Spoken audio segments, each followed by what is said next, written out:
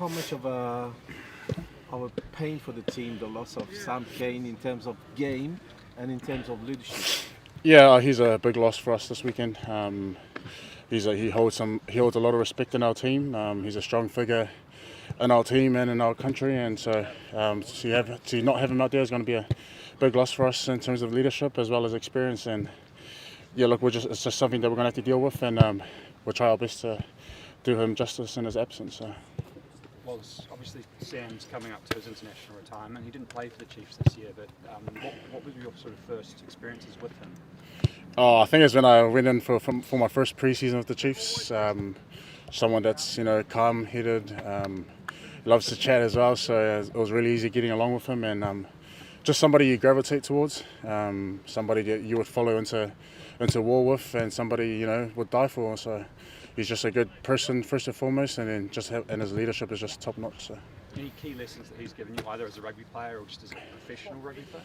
Yeah, I think just to enjoy the moment, take a step back and look at the situation for what it is, and he's really been driving that for me, and keeping my feet on the ground and really just enjoy the moment. So.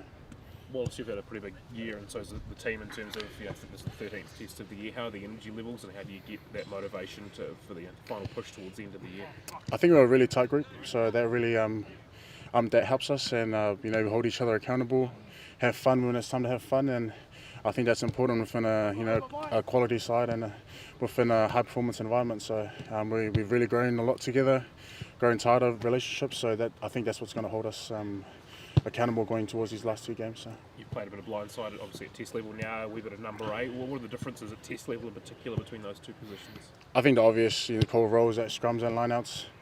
Otherwise, it's about keeping the game simple, and at the end of the day, it's just make sure you carry hard, tackle hard, and play the game the right way. So. Outside of those set pieces, Wallace, when you played 8 against Japan, when you played 6, have you been asked to perform a different role, sort of in the loose at all?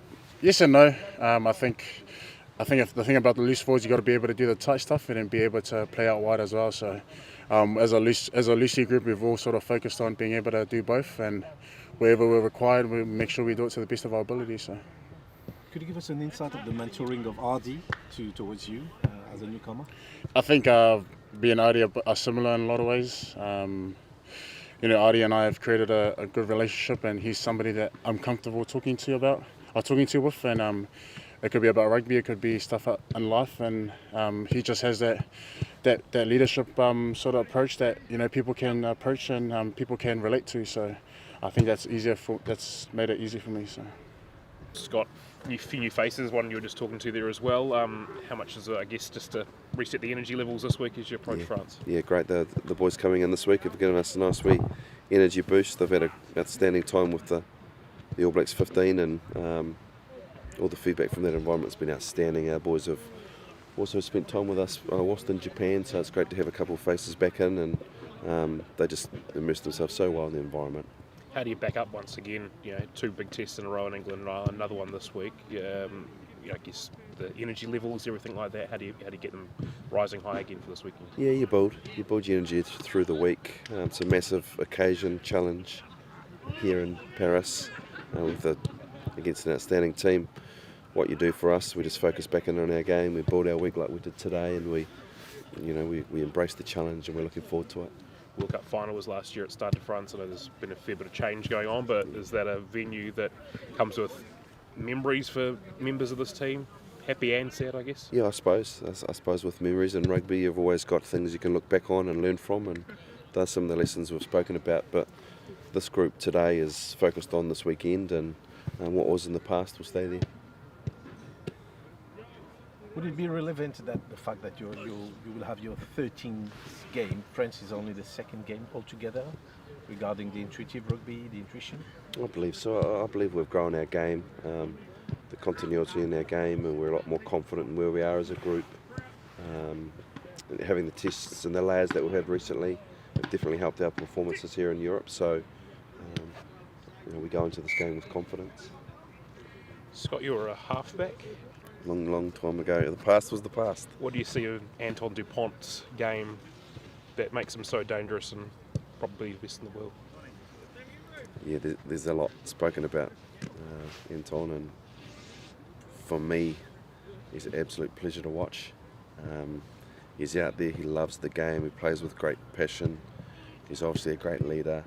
His skill set, his power, he's a phenomenal player, and one I've watched for many years and really enjoyed watching. As a lover of rugby myself, watching a young man play the game the way he does, and many would say he's one of the greatest already. In your group of halfbacks, do you see that there's players that can reach similar potential? I see that there's players growing their game for sure, and they'll be inspired to play against essentially the master on the weekend, so they'll learn from that.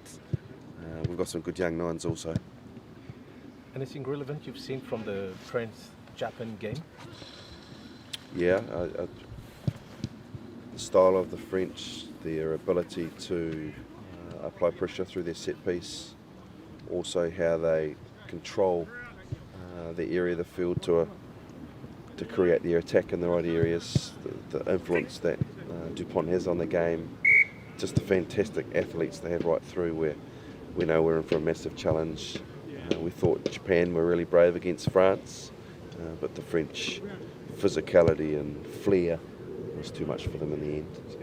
A word on the hooker, the French hooker, number 2. What's his name? Movaka, Peato Movaka. Beautiful player. Can play loose forward also. He's got a great talent around the game. I've watched him for a number of years. I've seen him go and play loose forward for his club. Outstanding player, beautiful skill set. If not one of the better hookers in the world. How do you define your performance for the last game, and your style in the game? Yeah, we're proud of our performance. We thought we controlled the game well on our terms.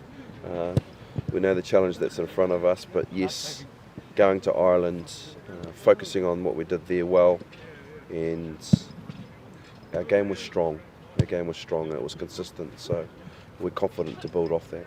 Whatever happens on Saturday, can we say it's a successful tour, as you've been winning in Twickenham, winning in Dublin? Can we say that so far? Yeah, I respect the question. I think for us, we'll just focus on this weekend, and that's the clear focus, and we'll talk about the tour as a whole later on, but we know where all our energy's got to be, and that's on a fantastic French team. And how to limit the impact of Antoine Dupont in the game? Ask the coach not to play him. He's fantastic. He's great for the game.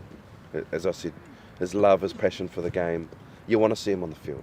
You want to see superstars. It's what grows the game. It's what makes young girls and boys want to play rugby. And we want to see him play. With Sam's withdrawal, how much of a headache or a good headache do you have in the back row? Sam's a quality leader. He's a great storyteller. You can see his performances for the All Blacks most recently. We'll miss Sam, but he's still with us. And the opportunity now is for Peter Larkai and the group to step up, and Sam will be there right with them. We know what Sam's future looks like, but where he is currently, he's done nothing but care, support, and guide the young group. And his performances also have been outstanding. So, we will miss him this weekend, but again, opportunity for someone else.